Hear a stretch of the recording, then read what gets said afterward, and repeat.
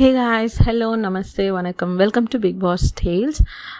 ఈ వీడియోలో ఈరోజు సాటర్డే జరిగిన ఎపిసోడ్ విషయం గురించి మాట్లాడాలనుకుంటున్నానండి. చాలా కంప్లైంట్స్ అయితే ఉన్నాయి.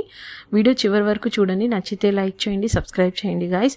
చాలామంది లైక్ చేస్తున్నారు, లేదంటే చూస్తున్నారు కానీ లైక్ చేయట్లేదు, సబ్స్క్రైబ్ చేయట్లేదు. అవి రెండు చేస్తే మీకు నా వీడియోస్ నచ్చుతున్నాయని అనుకుంటాను. కామెంట్స్ చేస్తే నాకు కూడా క్లారిటీ వస్తుంది. సో మీరంతా సేమ్ మైండెడా లేకపోతే మీకు వేరే ఒపీనియన్ ఉందా అని తెలిస్తే నాకు కూడా ఓకే, మీరేం ఆలోచిస్తున్నారో నాకు కూడా అర్థమవుతుంది అనమాట. So please do like and subscribe guys. Let's dive into the video. ఈ వీడియోలో నాకు నాగార్జున గారు మాట్లాడింది అసలు నచ్చలేదు అనమాట. అంటే అన్నీ అని కాదు, కొన్ని పాయింట్స్. ఆయన అంటే నాకు చాలా ఇష్టం, బట్ ఎందుకనో ఈరోజు నాకు కొంచెం హర్ట్ఫుల్గా అనిపించింది, ఎస్పెషల్లీ డీమాన్ విషయంలో. డీమాన్ యాజ్ ఎ ప్లేయర్ తను ఏం తప్పు చేయలేదు, తన న్యాయంగానే ఆడాడు.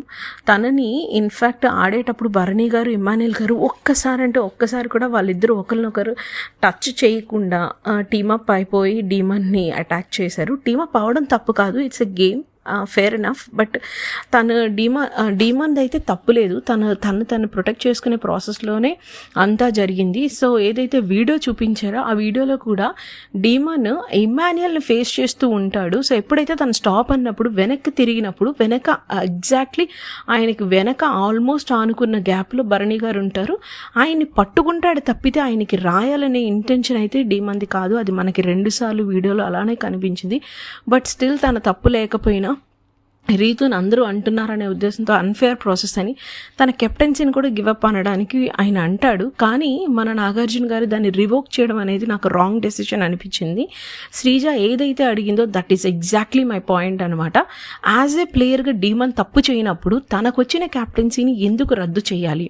సంచాలకుగా రీతు తప్పు చేస్తే రీతుకు మిస్టేక్ ఇవ్వాలి, కానీ మిస్టేక్ చేయని డీమన్ దగ్గర ఎందుకు కెప్టెన్సీ తీసేసుకోవాలి? అప్పుడు డీమన్కి కూడా అది అన్ఫేర్ జరిగినట్టు కదా అని అనిపించింది. అండ్ అతను కెప్టెన్సీ తీసేసుకోవడానికి కారణం ఏంటంటే ఈ వీక్ ఓనర్స్ని టెనెంట్స్ని ఓనర్స్గా చేయాలనుకుంటున్నారు కదా. సో వాళ్ళ ప్లాన్కి ఇది అడ్డు అవుతుంది అన్న ఉద్దేశంతో డీమన్ కెప్టెన్సీ తీసేశారని నాకు అనిపిస్తుంది. సో ఈ విషయంలో డీమన్కి అన్ఫేర్ జరిగిందని నాకు నాగమా మీద చాలా కోపంగా అయితే ఉన్నాను నేను. సో మీకేం అనిపిస్తుందో మీరు కామెంట్ సెక్షన్లో చెప్పండి. నచ్చితే లైక్ చేయండి, సబ్స్క్రైబ్ చేయండి, షేర్ చేయండి గైస్. బాయ్.